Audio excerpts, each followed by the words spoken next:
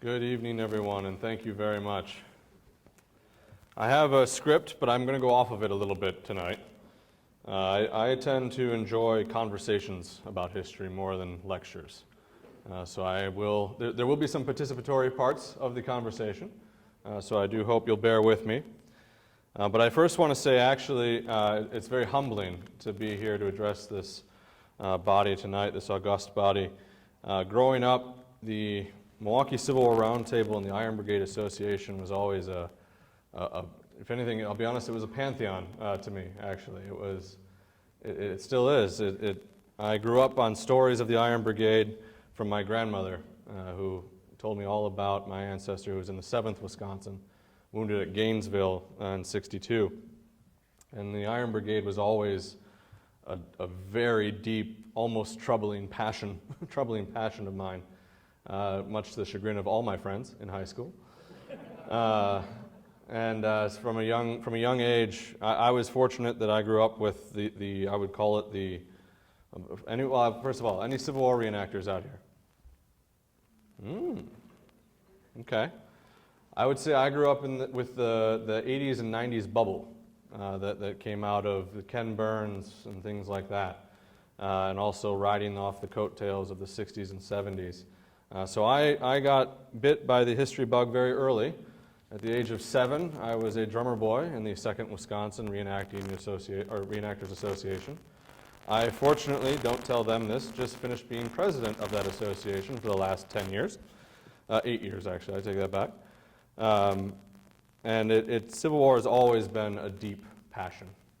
It's more than just something that you learned about in school. It's been personal, and that's what I enjoy. And that's why I found that the museum really was a good calling for me, because in museums we have an opportunity to engage with the history and the stories that you don't necessarily are able to do out of a book or in a classroom. And we'll talk a little bit about that tonight as part of my introduction, because I want to set the stage. I don't want to disappoint anyone by not necessarily going into details of battles and tactics, which we won't do tonight. We're going to talk more about the person, Hans Hegg, who he was, what he believed in, what the men thought of him, and how that is reflective of the people that he led. So we're going to talk about the leadership, we're going to talk about that humanity behind the history. So anyway, this is, again, off script. I am tingling that only over here is a reproduction of the Iron Brigade flag. It's one of those that I've always thought it would look great in my office. I just had a reproduction of the flag. Never mind that the original was for how long, in the basement of my office building, but now it's in a nice brand new storage facility. But anyway, that and of course the Philander Wright hat, which everyone knows, I'm sure, the famous Philander Wright hat. But I'm a little out of my element tonight. Iron Brigade has been my passion. Iron Brigade has been essentially my topic of study for 30 years. 25 years. And so tonight, to talk a little bit about a different group of famous Wisconsinites was a great privilege for me, because I got to expand my horizons a little bit and dive a little bit deeper. It actually helps because not only did I find out, of course, that my Irish ancestor, who I obviously get my red hair from, if anyone cares, although don't tell me that, but I'm losing it faster and faster over the last year especially. But we just did a DNA test. My sister did one of those Ancestry.com DNA tests, and apparently we are 3% Norwegian. So it all makes sense, it all comes back together. So I appreciate you all forcing me to dig into my own cultural heritage by talking about Hans Hegg. So anyway, I shall begin now. Thank you all very kindly, of course, for the invitation to speak here tonight. It's a privilege and an honor. My name is Kevin Hampton, Curator of History at the Wisconsin Veterans Museum. I got to remember that I have to click the clicker too. The museum is an educational outreach activity of the Wisconsin Department of Veterans Affairs and is the state's living memorial dedicated to preserving and sharing the stories of Wisconsin service members from the Civil War to current day. The Civil War and Wisconsin's role in it have a very prominent place in our institution, not only in the collection, but it's in its history as well. having begun in 1901 as the GAR Memorial Hall, with the very first people to have my job being Civil War veterans themselves. Those early curators and caretakers collected stories and materials from their own comrades to secure their place in this state's history, and it's our duty to continue that mission and ensure that they are never forgotten. I share with you this quote from Hosea Rude, the first caretaker of the GAR Memorial Hall and a veteran of the 12th Wisconsin. The last lingering desire of these old veterans, so far as their country is concerned, is that they may leave it enshrined in the hearts of the young men and women who are so being educated as to become leaders of thought and purpose in their day and generation, and that they shall transmit an intelligent love of country to those of generations yet to come. That calling resonates with us today. At the Veterans Museum, we use 3 interpretive guiding principles. Every veteran is a story. Wisconsin was there, and it still matters. We also look at military history apart from its traditional lens.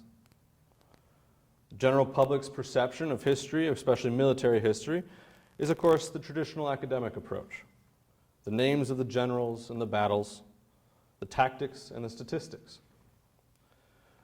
For understanding the traditional approach to military history, For what we do at the Veterans Museum, I try to emphasize the importance of not only understanding the traditional approach to military history, as that's what provides the vital context, but also to elevate the individual story, to show the humanity behind the history, the faces behind the facts.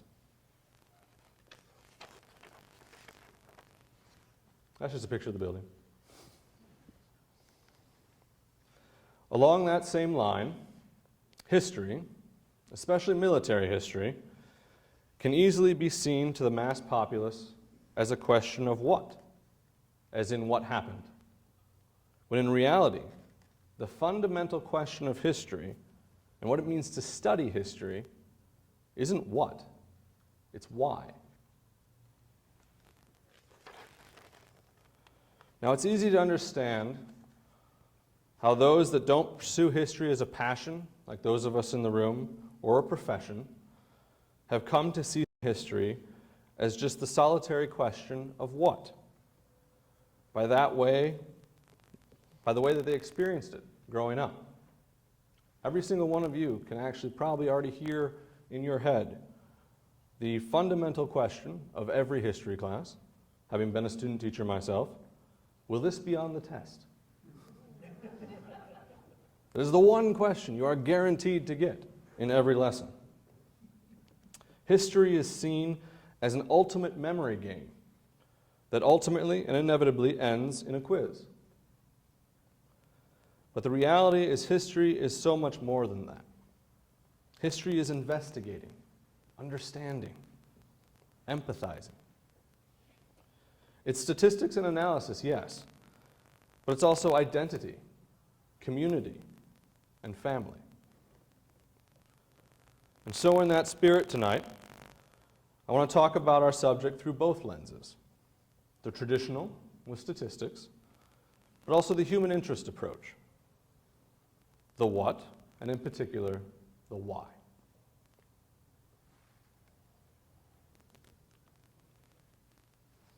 And so without further ado, let's talk about Hans Hegg and the Scandinavians of the 15th Wisconsin Volunteer Infantry.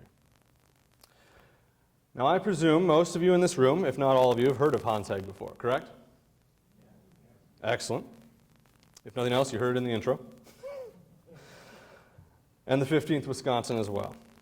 In which case, let me ask you this, and this is the participatory part of the presentation. If you could describe the 15th Wisconsin, how would you? Scandinavian. 109 guys named Gold. 131, but close. We'll get into that, actually. Excellent. Norwegians, Scandinavians, immigrants. Everyone knows it, right? The 15th Wisconsin is, of course, and always will be known as the Scandinavian Regiment. And why is it known by that? Why is that an interesting fact? Ethnic regiments aren't a new thing, right? I'm going off script, by the way. What other ethnic regiments are there? Irish? German? Which German ones? There you go. Wisconsin alone has 3 different regiments that are positively identified and is part of their integral identity in their history as ethnic units. The 9th and the 26th, of course, German, known as the Dutchman, the Flying Dutchman in some cases, in some histories. But also the 17th Wisconsin, the Irish Brigade. Never mind, don't get me started about why on their flag they say Irish Brigade when they're a regiment, but either way. Of course, we're all thinking of the Irish Brigade of New York, right? The famous one. You can't not think of Thomas Maher and the Irish Brigade. They're synonymous, right? Just like Hans Hegg is synonymous with the 15th, with the Scandinavians. But I'll posit this to you. It's a little bit more than that for the Scandinavian Regiment. Primarily because there isn't any other one. There is no other Scandinavian, fully Scandinavian regiment in the Union Army during the Civil War. Why? Well, obviously there's a lot of Irish around, so we have a lot of Irish units that come out. For Pete's sake, the 2nd Wisconsin, Company K, the Swiss German Rifles out of Milwaukee here. German. There's a lot of Germans around, right? Where are the Scandinavians? Surely they're everywhere, right? We'll get into that here in a little bit. But either way, and I do think this is part of that identity, is there's not even a fully Scandinavian regiment, I don't believe, research has yet to decide this, in the Confederate Army either. This is the sole unit on both sides of the conflict that I can find so far that is completely Scandinavian and predominantly Norwegian. So why is that? Before we get too far into why, to answer the point about the names of those individuals that made up the 15th Wisconsin, and all other history and knowledge aside, if there was any other question ever about what ethnic group made up the 15th Wisconsin, all you have to do is look at the regimental books. One of my favorite things with regimental histories to do, and for all of you that like to study regimental histories, try and find, if you can, a listing of the names of the different companies. Because the names of the companies are very telling.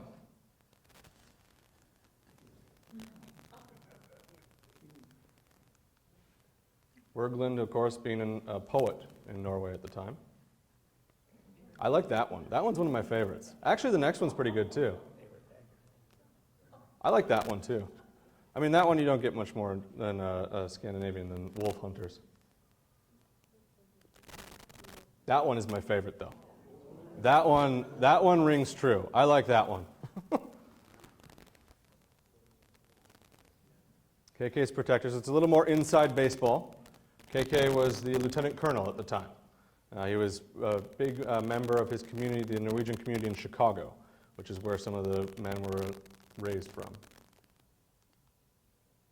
That one I think could be anybody. That one I think they missed the ball. That one's a go figure, obviously. It's right up there with the Lemon-Weir Minutemen, short of having Dawes as rifles. That one is a great one.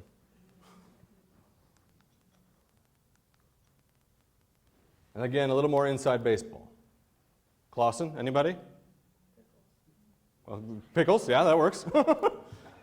Clausen is the first, essentially the first Norwegian Lutheran minister in the United States. He happens to give his first sermon in the Hegg's barn, which is essentially their community center. So Clausen is actually then also the chaplain of the regiment. Oh. Clausen? Clausen was the chaplain when the regiment mustered in 61.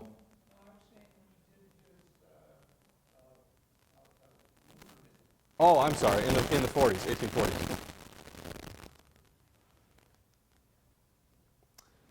Now, on top of just the names of the companies, all you have to do is look at the rosters of the companies themselves. No less than 131 Olis in the regiment.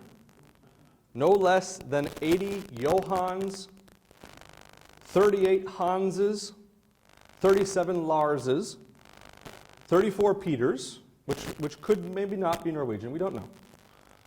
19 Anders, 18 Eriks, but only 5 Svens, which I thought was surprising. I thought we would have had more Svens. I have a note in here, includes Sven and Oli joke, but that I didn't get to look one up. The best part about Oli, by the way, with the 131 of them in the same regiment,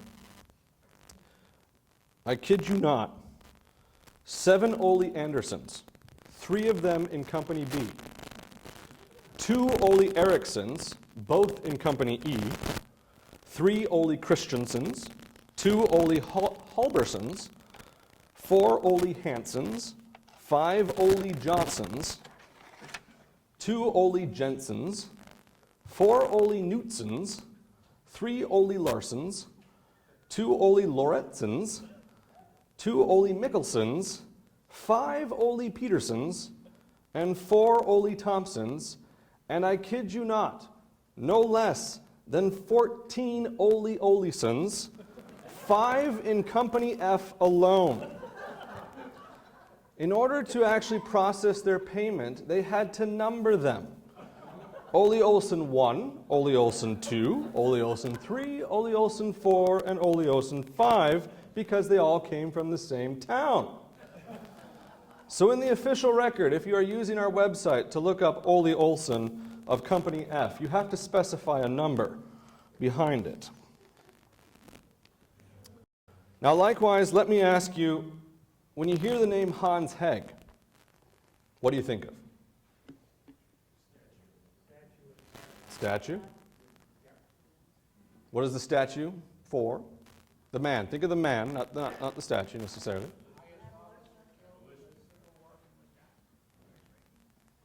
Highest ranking officer killed from Wisconsin in the Civil War. There it is. Yeah, but he was a community. I mean, he was, if you came to Wisconsin and you were Norwegian, you get off the boat and they go like, where do I go? And they go to Hans, he's a Walkerburg, he'll tell you what to do, you know. Which Hans, of course, you have to specify, but either way. Exactly. When you think of Hans Hegg, you think patriot. You think immigrant. You think civil servant. You think community leader. These are all excellent descriptions of Hans Hegg. And for the most part, all labels or identifiers used to describe him not only just today, in our terms, looking back on history, but in his own contemporary time as well. He was revered in his community. The family was the focal point. And at the very least, it's reasonable to see how many see Hans Hegg as synonymous with and representative of the Scandinavian immigrant experience. So to understand and get to know Hegg, we must understand and get to know more about the Norwegian immigrant experience and community he grew up in, came to lead, and eventually raised an entire regiment from to fight in a bloody civil war that threatened to tear their adopted country in two. So let's go back very briefly and talk a little bit about what those Norwegians would have had for their worldview at the time.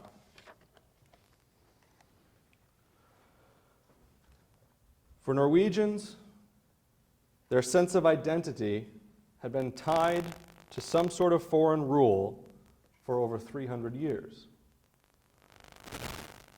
It all depended on which neighbor was the strongest at the time, to be honest.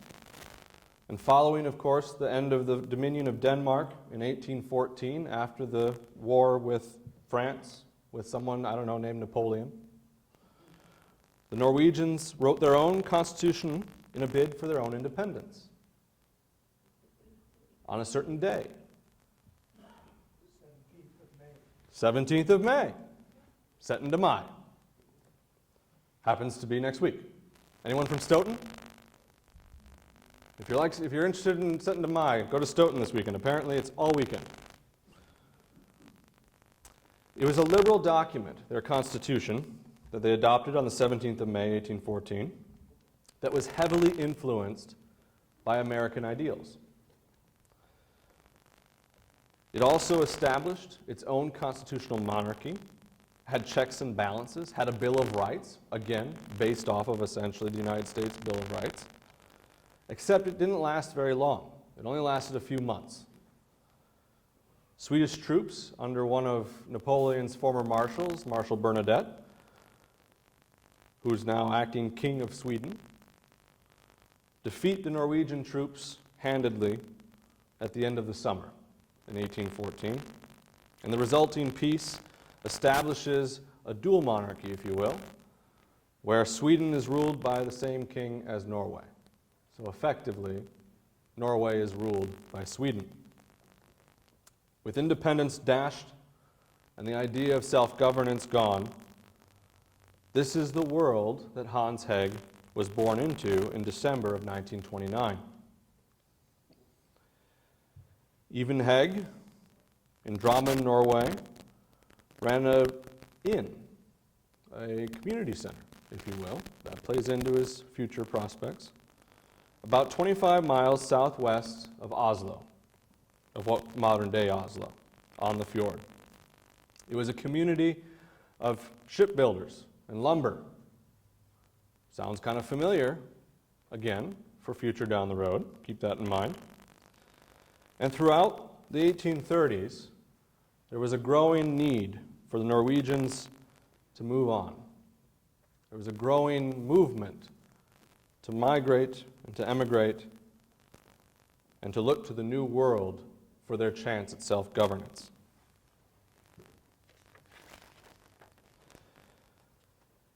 Immigration was, I won't lie, extremely organized. Advanced parties, if you will, came out and found areas for the communities to settle. After some investigation, those areas were found here in Wisconsin. In 1840, even Hegg,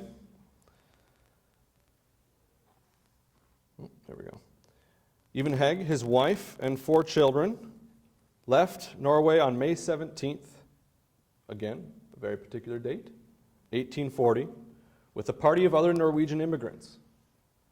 They arrived in Milwaukee on August 28th, 1840, and that same day traveled on to Muskego, where they reunited with friends that had immigrated the year before. Muskego became a place of special importance in the history of the Norwegian experience in the U.S. It was a mother colony, if you will, to numerous other settlements, and because it witnessed during the 1840s and 50s some of the significant beginnings in the field of the Norwegian American religious, social, and cultural activities, it became the hub of the Norwegian immigrant community. Hans's father, even, was a founder and publisher of the Nordlist. Again, full disclosure, I didn't know I was Norwegian until like 2 weeks ago, so I can't say any of these things correctly. Nordlist is the Northern Light, which was the first Norwegian newspaper published in the United States in 1847. The paper served as the Norwegian-American organ for the Free Soil movement. The motto of the paper was free land, free speech, free labor, and free men. The community was centered around the Hegg family barn, or at least they called it a barn, though it acted more as an inn, hotel, community center, worship area. New immigrants stopping in Muskego immediately after reaching Milwaukee stayed with the Heggs and other community members before someone could lead them on to an outlying community elsewhere. hundreds passed through the Hegg family plot. Hegg would personally see, like I said before, the first Norwegian Lutheran service in the U.S., which took place in his father's barn, as well as the first publication of that Northern Lights newspaper. And in fact, the Heggs even donated the land for the first permanent Norwegian Lutheran church in the United States. However, in the 1840s, a movement known as the Know-Nothings stemmed some of the tide of the incoming Norwegian immigration. Hesitancy was rampant as nativism took hold. Didn't help, several flu and fever epidemics passed through the community as well. Despite all of this, the community leaders, led by Hegg and his family and others, issued reassurances in the forms of declarations in the newspapers back in Norway that despite the resistance, waves of illness, and the hardships on the frontier, they strongly believed in the promise of the new country and what it stood for. And as his father evolved as a community member, so too did Hans. In 1849, he and 3 other companions headed west as part of the gold rush, where he remained until 1851 upon learning news of his father's death the year before.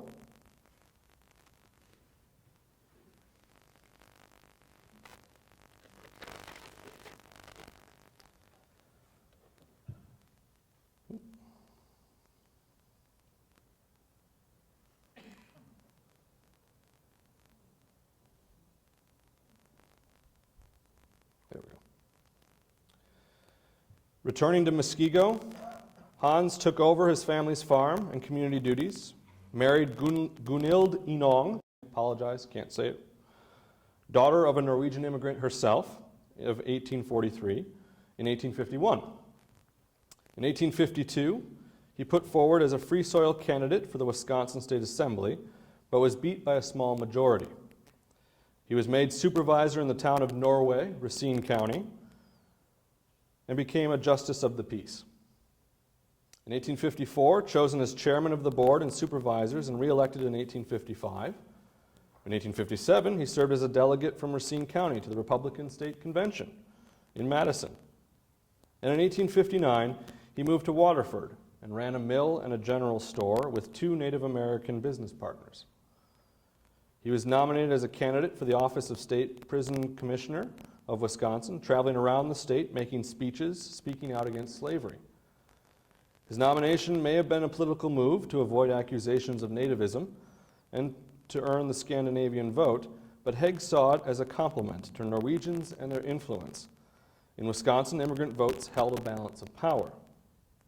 He won the election and gained statewide attention, took charge of the state prisons in Waupun, and was against brutal disciplinary methods.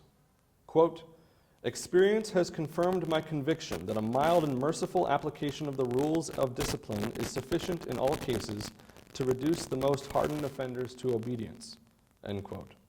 In his 1860 annual report, nothing will arouse the virtuous aspirations of a fallen man so powerfully as the conviction that it still lies in his power to regain the rights that he has forfeited, and that he yet can be respected by society and his fellow man. And of course, soon after, the Civil War began, and leaders of the Scandinavian communities throughout the state gathered in Madison and petitioned the governor to authorize the raising of a Scandinavian regiment by Hegg. Now, I want to go over quickly the statistics part of it before I put all of you to sleep. 1850, the U.S. Census. Norwegian population in the United States is 12,678. It is the 11th largest, immigrant group. Sweden is the 17th. Denmark is the 19th. 1860, Norway has almost tripled its immigrant population. Norwegians actually have almost quadrupled. Swedes have almost tripled, and Danes have multiplied by 5. Looking at Wisconsin's breakdown in 1860, Norwegians are the 4th largest immigrant population in Wisconsin alone, Danes the 12th, and Swedes the 13th. For those of you interested in your German heritage, they so nicely in 1860 finally broke down German states into the multiple different German states. And you can see that the majority of those born in foreign countries that lived in Wisconsin in 1860 were from Germany, then Ireland, England, and 4th, Norway. Again, looking at the Norwegian population, if we're looking at Scandinavian, we look at Norway, Sweden, and Denmark, of course. The largest population of Norwegian immigrants in 1850, Wisconsin. Illinois is 2nd, Iowa 4th. In 1860, it's not too different of a story, other than the fact that Minnesota now has actually appeared on the map. Minnesota, of course, being 2nd now with the community, or with the population, Illinois 4th, Iowa 3rd. Combined in the upper Midwest, as we know today, between Minnesota, Wisconsin, Illinois, and Iowa, made up 40,446 of the 43,000 Norwegians in the entire United States. That's why the 15th Wisconsin is the Scandinavian Regiment, and the only Scandinavian Regiment. If you're looking at this statistic alone by Norway, top 10 until you get to Texas.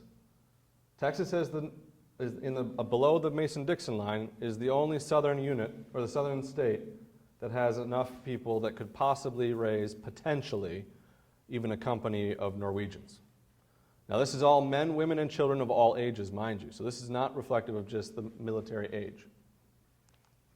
If we sort it by Swedes, of course, Swedes in 1850, you're looking at Wisconsin being 8th, Minnesota Territory being 30th with only 4 people.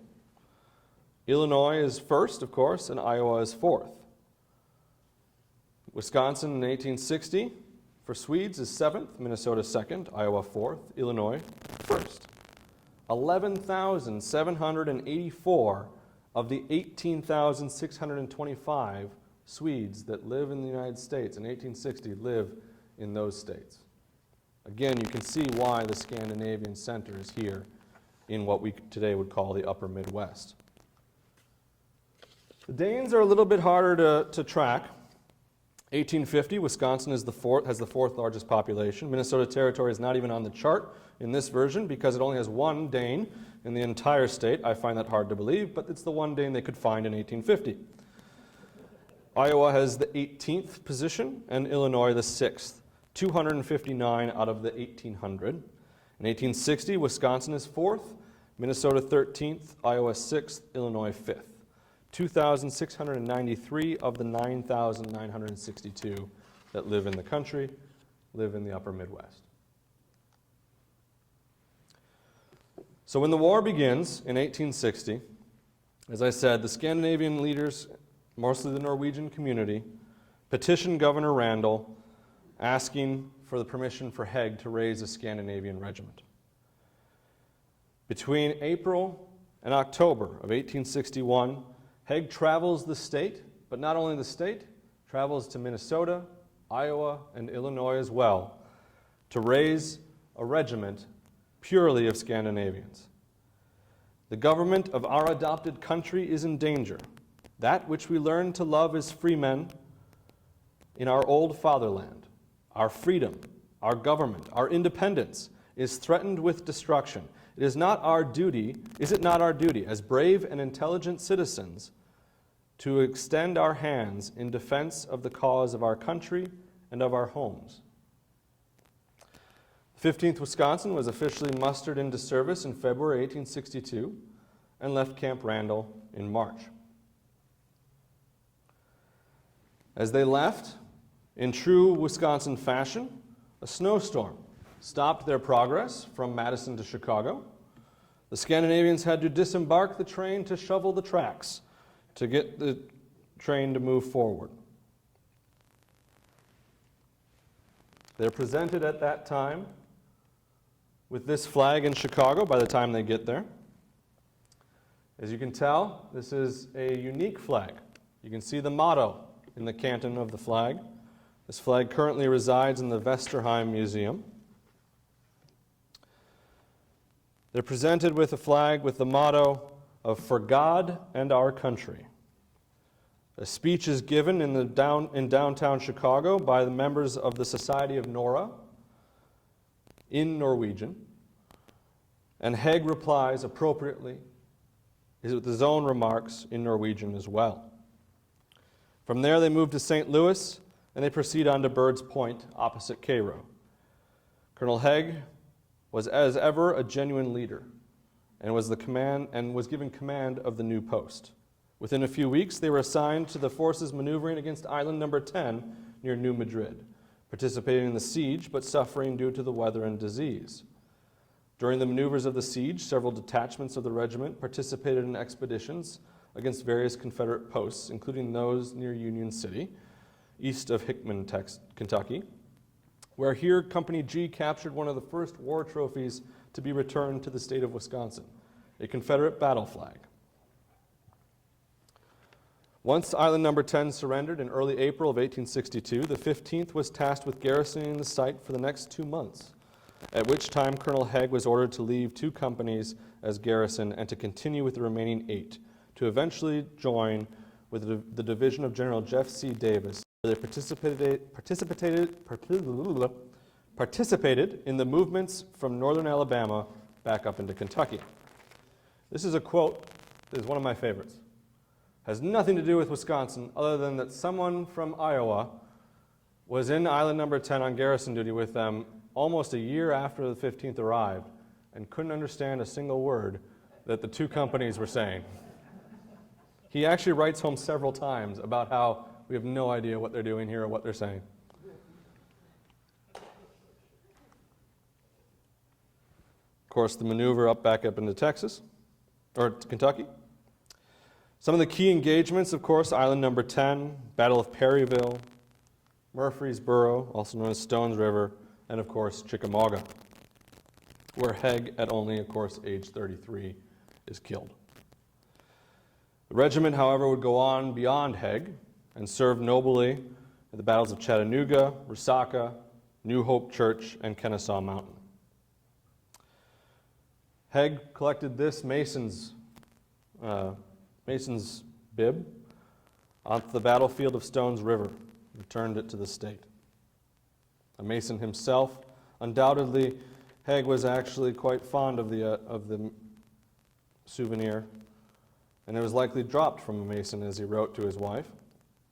Being a member of the Waterford Lodge with the rank of Master Mason himself, he undoubtedly took good care of it. His private letters home to his wife and family throughout the war reveal a very fierce dedication to the cause, his boys, and his duty. He knew that the reputation of his regiment, his own actions, not only reflected of him and those that followed him, but also by extension the contributions of all Scandinavian immigrants, while at the same time he remained conscious of what the war meant and the need to ease the worries of his wife and those at home. He knew the importance of morale and esprit de corps. Many of the boys in the regiment, especially the officers, feel homesick and dull, but I generally have to cheer them up. When any of them gets the blues, they generally come to me and get cured. A letter from September 5th, 1862. Always ardent in the need of the cause and that it should succeed. Quote, I can see no daylight in any other direction than a suppression of the rebels by us. It is nothing else than simply this: death and destruction to us and our government, or their subjugation. The latter must be accomplished no matter what the sacrifice may be, life, property, or anything else. He, of course, proved himself a leader and was promoted to command the 3rd Brigade of the 1st Division of the 20th Army Corps on May 1st, 1863. In everything he did throughout his life, he held firm to his beliefs. The purpose of the Civil War, though costly and as bloody a war as it was very clear to him. His anti-slavery beliefs are reflected in those personal letters to his wife as well. July 19th, 1862. The news we get here mostly bad, both from Richmond and other places. It cannot be otherwise. When the government learns to put in generals that are true and loyal, and men that are not afraid to hurt slavery or the rebels, then we will begin to see an end to this war. There will be a new policy adopted after this. The war will be carried on in a different way from what it has been. You must keep up good courage. Do not trouble yourself too much about me. I shall take good care of myself, and have faith I shall come out all right. It should not have been possible for me to have stayed at home now anyway, and it is worth thousands to me that I went into the service at the time that I did. You will not have occasion to be ashamed of your husband. You can hold up your head anyway. If I do have a hard time now and then, I am well paid for my trouble when I remember that I have a family at home who can feel proud of the course I have taken. August 7th, 1862. Slavery is dead and gone. The United States government must be sustained, or we may as well die defending it. We have no other place to go. September 5th, 1862, Nashville, Tennessee. This war will end in due time. Slavery will be cleaned out, the government reestablished, stronger than it has ever been, and our government will not be cursed with so many reckless, dishonest politicians, for they are mostly in the army as officers and will be killed off. January 21st, 1863, camp near Murfreesboro. Yesterday I had quite a spat with Jeff C. Davis, our division commander. He is a pro-slavery general, and he is down on the abolitionists. I had some plain talk with him and told him what I thought of pro-slavery generals.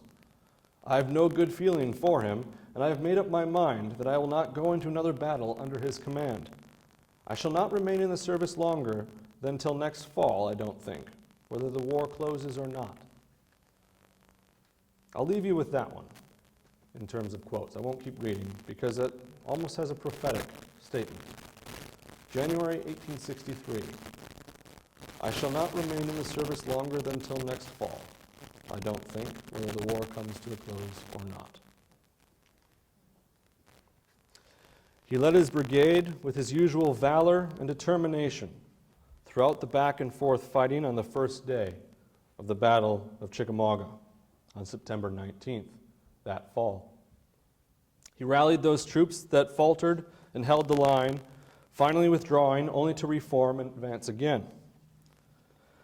A member of Company D wrote home that, quote, from noon to sundown, he was constantly exposed to the fearful fire of the enemy.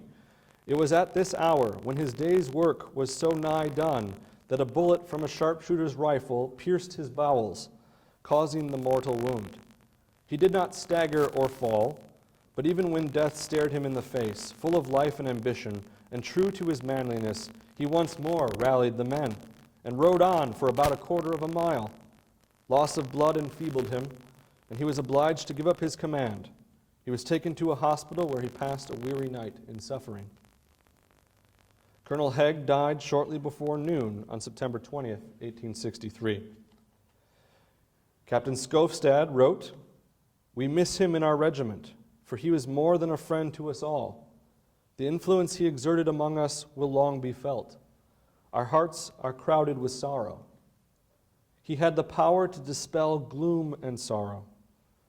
That did not desert him as he lay dying. The same peaceful atmosphere which surrounded him in life did then too. From the nature of his wound, his suffering was severe, but he uttered no complaint. There's a couple other quotes, but I don't know how much time I have. Who's counting, right? Who's still awake? All right, there we go.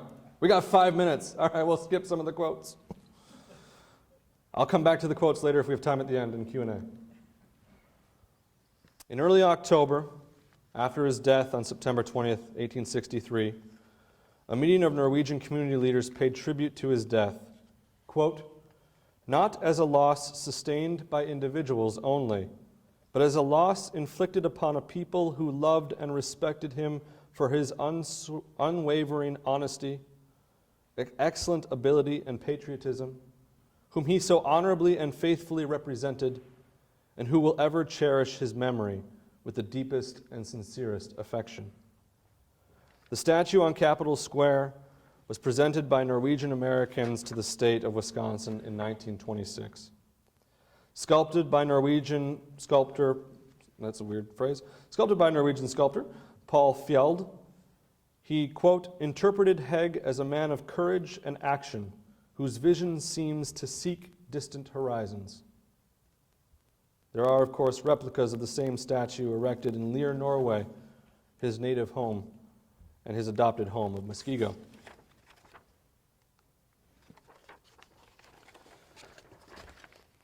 With that, I leave you with these final thoughts. We're not called to simply remember what they did. We're called to remember why they did it. What was it all for? I would posit that everything Hans Hegg did, everything he gave, was for the promise of a better tomorrow. And it's our responsibility to ensure we, each and every one of us, continue to uphold that promise. You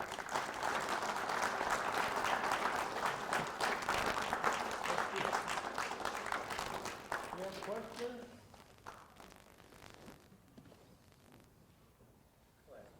Are the Hegg letters that you quoted from published someplace? They are indeed, published in 1927. There was a new book that actually they just republished, Minnesota Historical Society just republished them about 4 years ago. It's called The Civil War Letters of Colonel H.C. Hegg, edited by Theodore Blagan.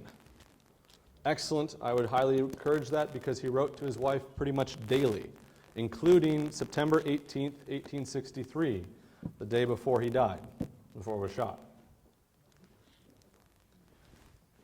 You mentioned something about the flags that, I know in that book that you just mentioned there, that he refers to a special flag that he sent home, and don't let anybody else, basically don't let anybody else see it. Which flag was that? Because he doesn't say what it was. I've yet to figure that out.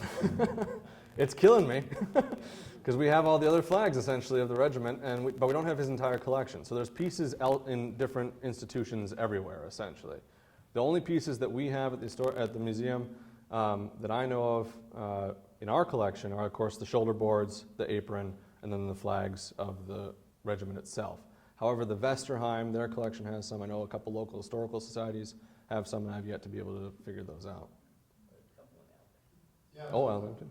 I have a question on, you mentioned earlier the know-nothings, Yes. and I thought the know-nothings were essentially anti-Catholic, but I thought you said they were opposed to the Norwegians that came in. They are, yes. So the group itself is known as anti-Catholic. Also, though, frankly, it's known as anti-Catholic because it was also slightly anti-Irish. So it evolved into essentially an it was a nativist group, essentially. And for some reason, actually, that's a good point. Actually, I have to look into that. Norwegian Lutheranism didn't necessarily allow for a free pass. So they were opposed to all immigrants? There was a lot of different opinions, I guess, in the group. Actually, it's very similar to like the formation of the Republican Party, which is a coalition of different political groups. But it is, in Wisconsin in particular, it was essentially opposed to the immigrant population coming from Ireland, Germany, and Norway. So I find it ironic that the Vikings, one of the things they wanted to do is conquer territory, but they wanted to enslave people to improve their life. And now they're anti-slavery. That's true. 1,000 years later, of course. I'd like to push the idea that the museum in Madison, if you haven't been there, you should go there. To go to the corner where at Antietam, you see about 7 or 9 people coming out of the cornfield, and their eyes are wide open because the Confederates just unload on them. And I've been to that corner at Antietam, and the reproduction in Madison is just fabulous. I'm a donor, by the way. Thank you very much. Secondly, the letter that you read, now I'm going to push the military historical channel. I think that's what I gave you. Yep. Just had a program on Chickamauga, and I highly recommend you look for that program, Military History Channel on TV. Great reenactment encampment of Antietam. The strange thing is when he got killed, and I'm a big Hegg fan, if you haven't been to Little Norway at Loomis Road, up on the right-hand side you'll see a church, and that's where he's buried. The ironic thing is, his body arrived at the same time that our author talked about a letter saying that he had been killed. They arrived at basically close to the same time. And if you go to Little Norway, there is a statue there of Hegg. I didn't know anything about him until I always being big in the Civil War, had friends that were only half a mile from there. And when they tore down that statue last year, I just want to say, you idiots, you have no idea how important this man is. There are only two other people in my mind that are more important in the Civil War, Grant and Lee, and then Hegg. And of course, we had a shoemaker who was a Norwegian that talked just like a Norwegian, don't you know? But where I was raised, it was Finnish jokes. Can anybody tell me what the jokes are in Green Bay? Very good Belgian jokes. To hear a Polish joke in Milwaukee, to me it's not funny. It's got to be a Lena and Twyla joke. The last group and the smallest group that arrives. So, totally appreciate the presentation, Colonel Hegg. Thank you.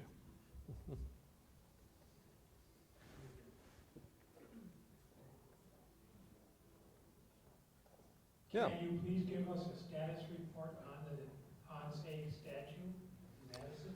I can tell you that the funds have been secured for a replacement and that we're just waiting on a time. Thank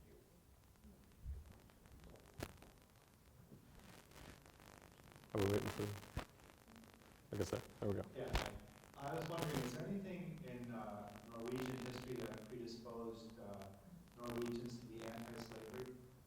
That's a very good question. I'd have to look into that myself. I focused mostly on their experiences under the Danes and then, of course, the Swedes. So I don't have anything actually beyond, I'll be honest, I don't have anything pre-Napoleon. So I'd have to look into that.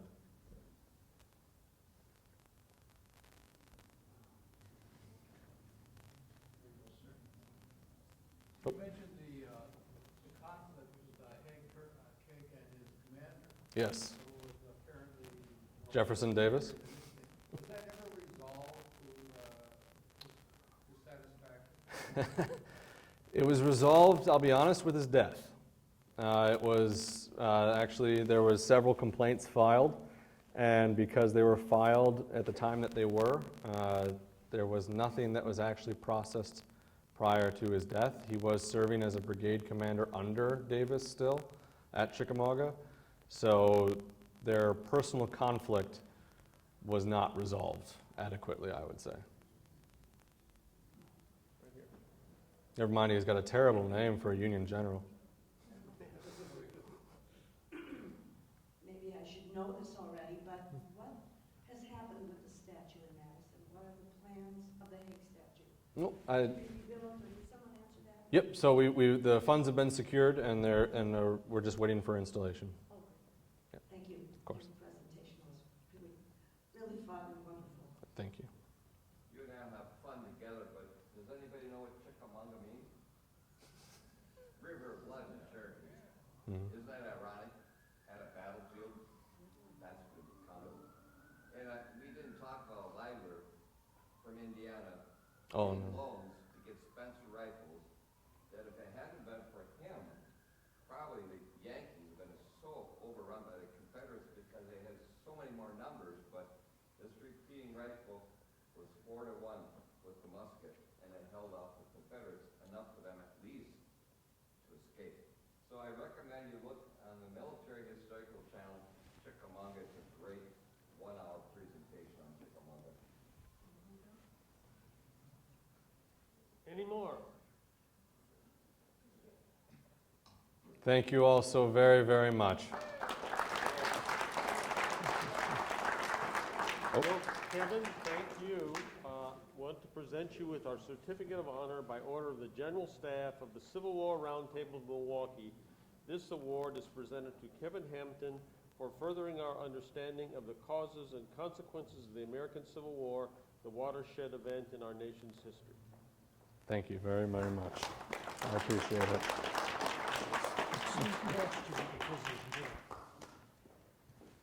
And indeed, there is more. Especially given the introduction tonight, it is my pleasure on behalf of the Civil War Roundtable of Milwaukee, which through the good offices of two sons of veterans was given custodianship of the Iron Brigade Association, to present this pin signifying membership in the Iron Brigade Association to Kevin Hampton. Thank you so much. I appreciate it. Thank you. Thank you. Thank you all very, very much. This was a highlight of my year, to say the very least, if not my career, so thank you.